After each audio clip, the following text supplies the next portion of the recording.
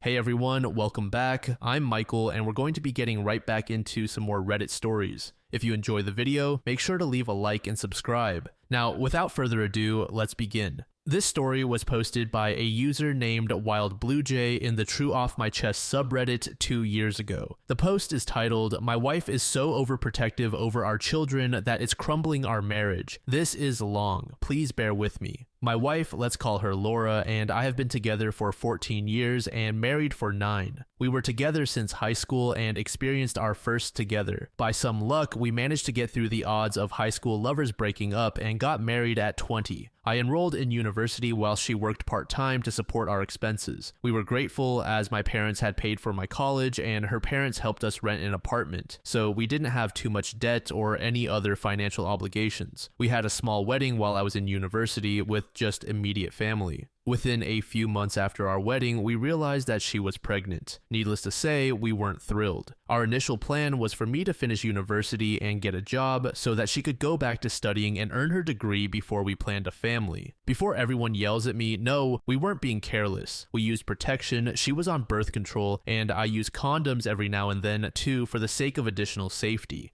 Our baby girl was a force to reckon with, and no birth control was stopping her from coming into the world and kicking our asses. Laura wasn't so overjoyed during the initial months of her pregnancy. I did mention the A word once if she wanted to consider it, and told her I would be fully supportive either way. She instantly shut me down, saying that wasn't an option. We didn't even have sex until 2 years into the relationship. We were only allowed to move in together because I popped the question and made her my fiancé. Around the 4th month, we found out the gender, and I saw my wife slowly warming up to the idea of having an actual human being inside her.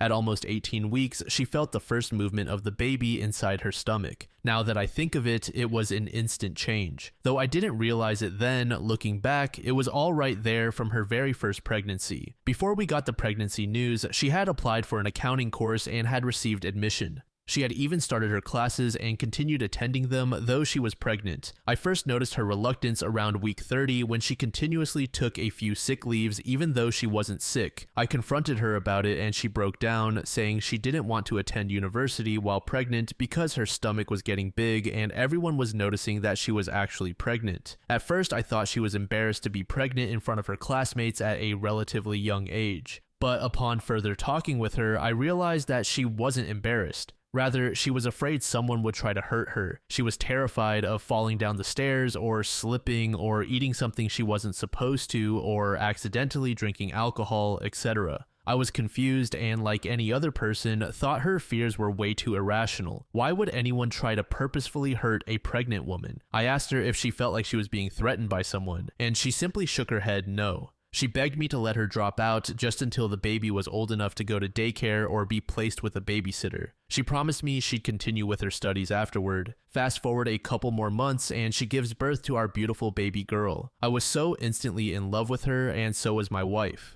During the remaining months of her pregnancy, my wife rarely went out, only for appointments at the doctor's office. I called her mother and asked her to be with my wife for some time so that she wouldn't be alone all day. My wife wasn't a big fan of that idea either, but she liked the thought of not having to do rough jobs around the house since her mother would help her out. After delivery was the worst. My wife didn't let anyone help her with the baby. Since my wife and I are the oldest in our families, our little girl is the first grandchild on both sides. Everyone was so excited to meet her, but my wife was overwhelmed by anyone holding our daughter, which started annoying everyone. Soon, everyone began talking behind her back. I tried my best to defend her and asked all our relatives to give us space since she was a new mom who needed room to adjust. Laura didn't let anyone help her out with our daughter. She barely let me take care of my own child. She was overworked and running on no sleep, but would still let no one help her out with our baby, not even me. Once, she fell asleep for almost 6 hours after not getting any sleep for days. I didn't wake her up because I wanted her to get some decent sleep and took care of our baby by myself. I fed her the bottle of milk Laura had pumped and changed her diapers, etc. When Laura woke up, all hell broke loose and she started having a mental breakdown, calling me a terrible person for basically letting her sleep. And she called herself a horrible mother for not being awake to care for our child.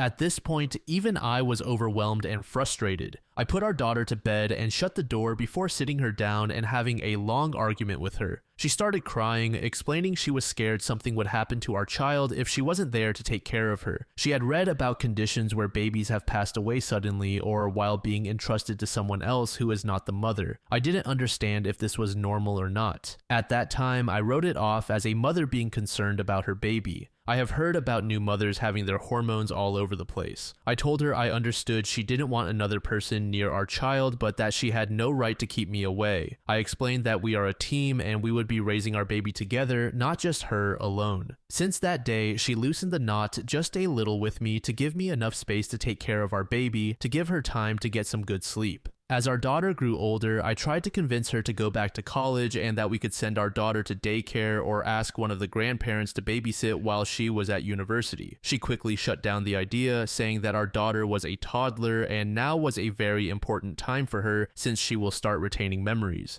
She said there's no way she'll let her daughter get attached to someone else as it was her responsibility to raise the baby and not anyone else's. I tried my best to convince her that her education was important. I told her that if, God forbid, something happened to me, she would need a degree to get some decent job so she can take care of our child and herself, or she will be struggling to make ends meet. This seemed to get through to her and she finally agreed to study, but that too was only an online course that she could study at home. She just had to write an exam at a test center as per requirement. When our daughter turned 3, we found out that my wife was pregnant again. We were still using protection, so I was confused as to how this happened. I asked her about it and she admitted to sometimes forgetting to take her pills on time. I wanted to get mad at her, but it felt wrong to put all the blame on her because the burden of contraception didn't have to fall all on her and I wasn't being very careful either. Since I had a stable and comfortably paying job, money wasn't a big issue. Since our parents had helped us out in the beginning, we were able to save up a bit over the years without any huge student loans. It was the same thing all over again with baby number 2. She wouldn't leave the house much. The only people she really let be around her were me and her mother, and sometimes her sister too. She rarely left the house except for anything our child needed or for appointments, etc., or if she had any exams she needed to take. I tried talking to her about it again, but she was never interested in addressing the issue of being so possessive. The baby was born, and there she was all over again, never letting anyone other than me, or extremely rarely, even her mom around her and the kids. I remember seeing dark circles under her eyes and telling her there was no need for her to take on so much of the load by herself, that she could let me take at least a quarter of it when I'm home. She kept saying she didn't like the way anyone else handled things.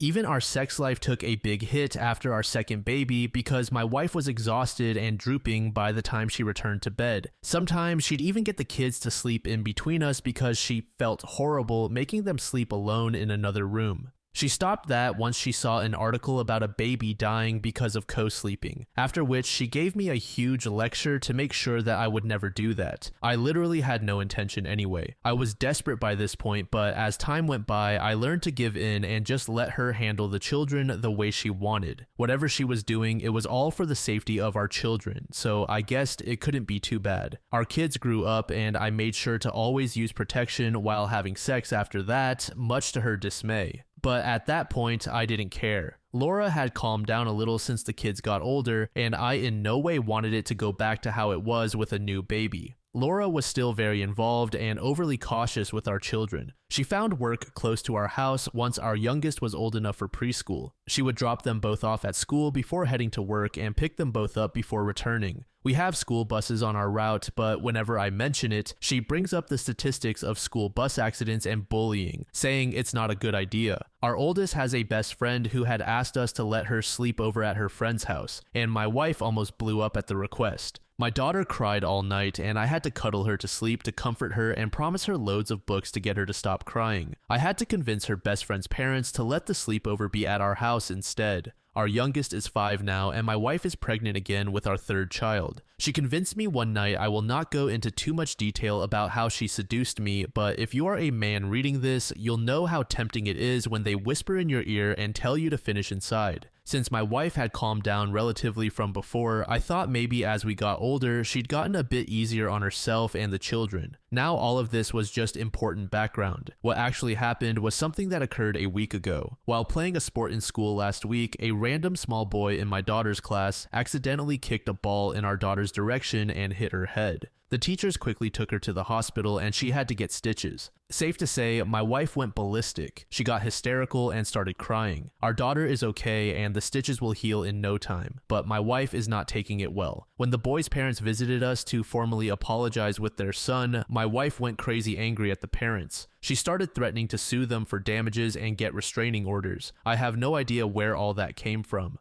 The parents were shocked. I quickly apologized to them and sent them on their way. My wife kept rambling about suing them. She then talked about pulling the kids out of school so she could homeschool them. According to her, that is the safest choice. Plus, with all the school shootings she's been hearing about around the country, she kept going on and on about how school was unnecessary and dangerous. After that, I did something I'm not proud of. I yelled at her. I was so mad, frustrated, and annoyed. Years of pent-up frustration just poured out of me. For a moment, I think I forgot she was even pregnant with my baby. She looked at me with teary eyes before getting up and walking away. It's been almost a week now and neither of us has taken the effort to apologize or speak to each other. The only communication we have is regarding the children. I am absolutely adamant about not pulling the kids out of school. They deserve to have a normal school life with friends and a typical growing up experience. I'm not about to take that away from them because my wife gets crazy protective over them. I don't know how to handle this. Other than this one issue, our life is great. She's honestly the best woman I could have met. I know she loves me like crazy and I love her too. The funniest part is, before the kids, my wife was an extremely shy person. She hated confrontation and would run away from arguments. She had a tough time making friends because of how shy she was, but it all changed once she became a mom. I must say, in the beginning, it was beautiful for me as the father of our children and her husband to see how a shy and timid woman could become fierce and loud when it affected her baby. But the love and obsession she has for our kids now is getting to be too much for me, and now even for our kids. It's already starting to suffocate my daughter. It's putting a dent in our relationship because she always wants to have the final say when it comes to decisions regarding the kids. I want to have an equal say in the matters of our kids without being made to look like a villain for having a different opinion than her. We have another one on the way, and at this point, I'm scared. I've already booked an appointment with the doctor to get a vasectomy. I'm done after our third one. I'm already dreading how she's going to be with the new little boy once he's born.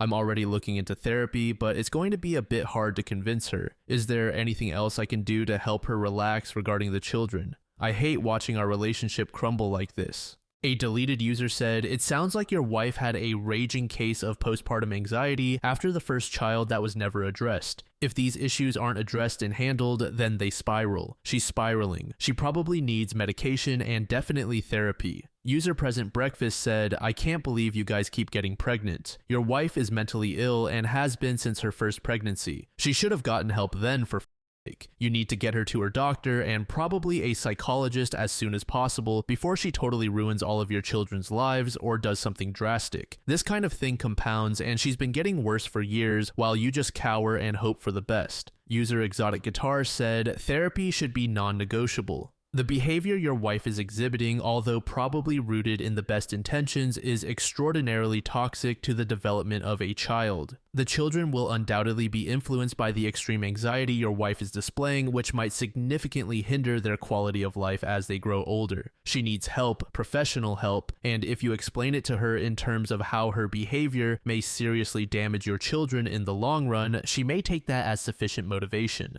Update. To say things happened is an understatement. My wife found my post on my phone 2 days after I had posted it on the site. She saw my notification go off one night when she was up because our youngest had a slight fever. I think at first she assumed I was having an affair or something, and so she went through my phone quickly while I was asleep. It's just that I was way too stupid and forgot to turn the notification off on Reddit. My wife went through the whole post and comments that night. I woke up early the next morning and couldn't find my wife in bed. I assumed she'd be with my son since he was a bit sick. I checked his room and he was alright, but my wife wasn't there. I searched around the house and then found her sitting in the living room in complete darkness. I turned the lights on and she looked like a living ghost. Her face was tear-stained and she didn't look like she was aware of where she was. I rushed to her, scared if something had happened. That's when I found my phone with her and my heart dropped instantly. I tried getting her to talk, but she just wasn't budging at all. After trying to get her to speak for so long, she finally just looked me in the eye and asked, "Am I dangerous to them?" Her voice broke and it hurt to hear her like that. I didn't know what to tell her. They said I'll kill them. It was like she was hyperventilating and it was terrifying to see her like that. She told me to leave her alone and continued just staring into nothing for a long time without responding to me. The kids woke up since they had school and went to find my wife like they usually do every morning. The moment my wife saw the kids trying to get to her, it was like she was seeing a ghost. She looked terrified and she got up from the sofa and quickly walked away to our room and shut herself inside it. The children were confused and scared, so I told them I'll drop them off at their grandparents' today and that I'd let them skip school. They were excited and quickly went off to get ready. My daughter came up to me after a while and asked me about what's happening with her mother. She's intuitive, that little one. I explained that her mother was just a little sick and needed some time to get rest and get well. She told me to hug mommy when she feels like crying, 'cause that helps. I hadn't really realized that my daughter has seen my wife's anxiety attacks, and it hurt my heart to know that I was oblivious to it. I dropped the kids off at the grandparents before heading back home. I had already booked a session with the therapist for that week after reading all the feedback. I got back home and my wife refused to talk to me or eat or move or literally even do anything. I was a bit scared that she might try to hurt herself, but then she never does anything that could possibly harm herself when she's pregnant. I've noticed that. She asked me where the kids were, and I could visibly see her displeasure that she was trying to hide when I told her I dropped them off at her parents' house. But I guess the comments were still fresh in her mind, and so she fought trying to fight me on that. Things were difficult for almost a week. I extended the kids' stay at the grandparents and asked her mom to help out, explaining the situation. They were super supportive and they even dropped the kids off at school every day too. I explained to my wife that I had booked a session for therapy and that I was taking her there no matter what she said. This was the only one thing she didn't fight me on that whole week. To be honest, it was so difficult to find her crying herself to sleep every night. She had random outbursts of panic attacks, and I sometimes found her talking to herself when I got back from work. She started going to therapy, and for the first few sessions, it didn't look like there was any difference. She just kept silent. She was on maternity leave, so work wasn't an issue. I took her to her parents' house every other day because I could feel her suffocating without seeing the kids, and I knew she was too conflicted with her emotions to ask me to take her to see them.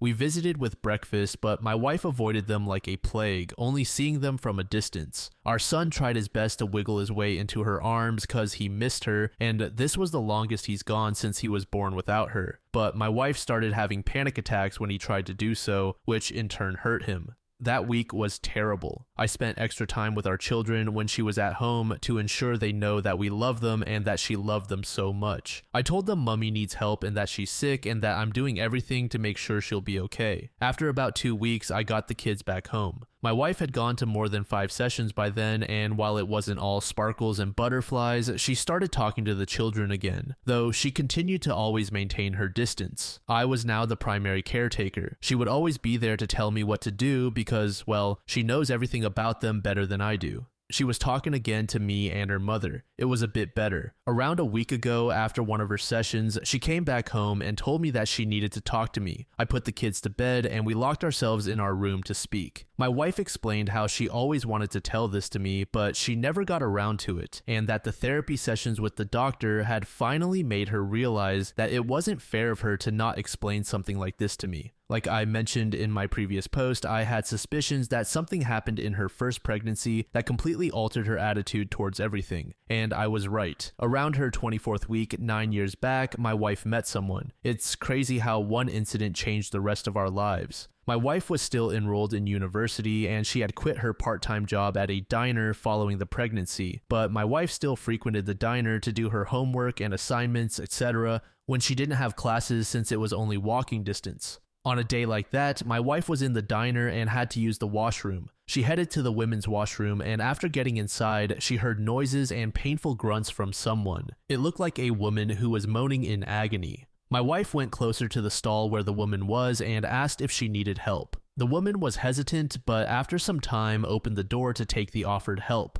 Turns out, the woman was miscarrying. She was a middle-aged woman and was around 17 weeks pregnant. It was a huge shock to my wife then, but she didn't hesitate to get down and try to help the woman. The woman was bleeding into the toilet. My wife tried helping her relax, and at some point, the woman realized she was pushing the fetus out and asked my wife to catch it since she wanted to bury the baby properly and not just flush it down the drain. My wife explained how she felt like dying when she felt the fetus in her hand. She explained that it was the size of her hand and was all bloody. She wrapped the baby in some spare cloth and helped the woman back on her feet since she was still bleeding. Somehow, she managed to bring the woman to the hospital where the doctors took care of her. My wife stayed with the woman the whole day. The woman had lost consciousness about halfway through, but once she was conscious again, my wife sat by her side to offer moral support. It's during this time that the woman told my wife about her story. She explained how her boyfriend is abusive. He had hit her earlier that day and she somehow managed to escape, but her stomach had taken a pretty big hit. She got inside the first restaurant she saw when the pain became unbearable. The woman told her how this was the second baby she's losing. Apparently, about a year prior to then, she had entrusted her 7 and 4-year-old girls with her boyfriend when she went to work. But he threw a party, and instead of keeping an eye on them, he was too occupied. The 4-year-old was playing outside and ran into the road when she saw a cat. A speeding car hit the child and she died on the spot. As a father, it boiled my blood to hear just how another man could be so careless about his child.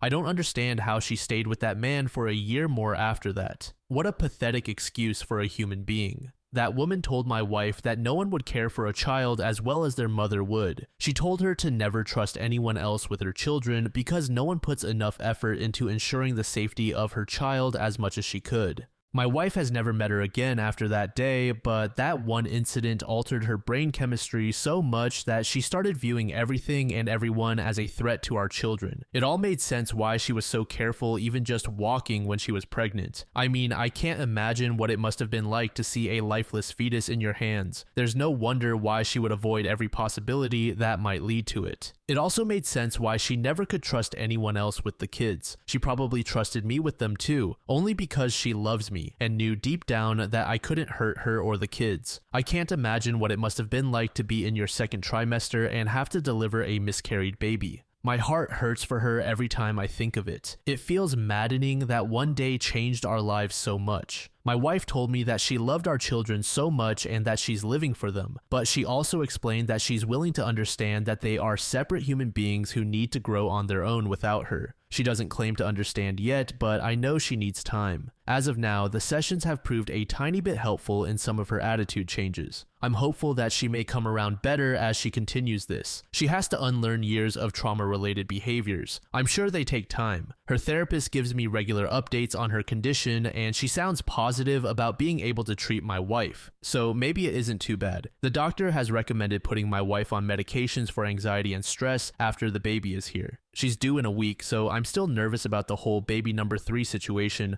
but I'm not letting a new baby stop her from attending therapy. I'm going to make sure she continues for her sake and for our kids' sakes. This next post was made in the AITAH subreddit by a user named Fantastic Car. The post is titled AITAH for not helping my sister who became homeless just after she gave birth to her and my soon-to-be ex-husband's baby. My sister and I were really close our whole lives, and we moved away from our parents together when she was 18 and I was 20. I met my ex-husband here and we got married, and my sister stayed close. We spent a lot of time together. Then a few months ago, I learned that my sister was pregnant, and my husband was the father. I ended my marriage to him immediately, and I told my sister I wanted nothing more to do with her and that she was on her own. I had some of her stuff at my place and left it at my ex's place for her. For the rest of the pregnancy, they were living together, and then he wouldn't let her back in after the baby was born. She called our parents from the hospital and told them she had nowhere to go, that he was looking for custody and didn't want her back, and that I wasn't answering her calls. So they called me, and after I heard them explain what was going on, I told them it wasn't my problem. They tried to argue, but I wasn't having any of it. She got a place at a shelter for single parents, and she's still there several weeks on.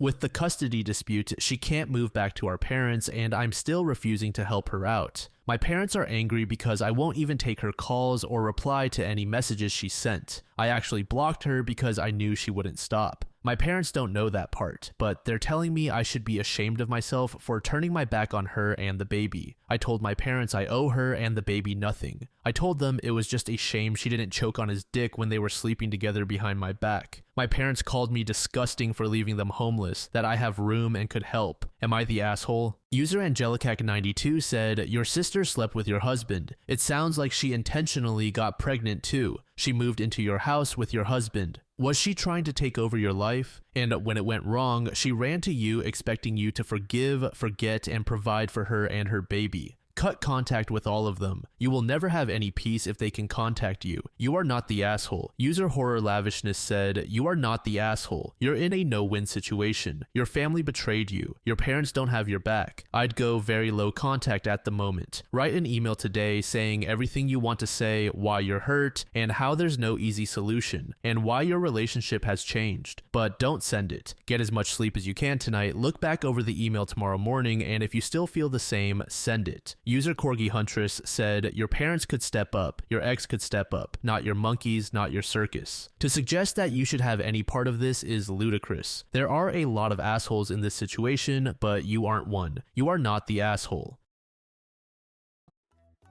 Thank you so much for making it to the end of the video, and thank you also to partner of the channel, Gamersubs. Use code DLAM to support the channel and get 10% off of your purchase, link in the description. I'm sure many of you like me have a hankering for daily caffeine, so go check them out. Lately, I've been a big fan of Titty Milk and Acid Rain, but they've got dozens of other flavors for y'all to try out. Anyway, thanks again for reaching the end, and I hope you all have an amazing passage of the next 24 hours.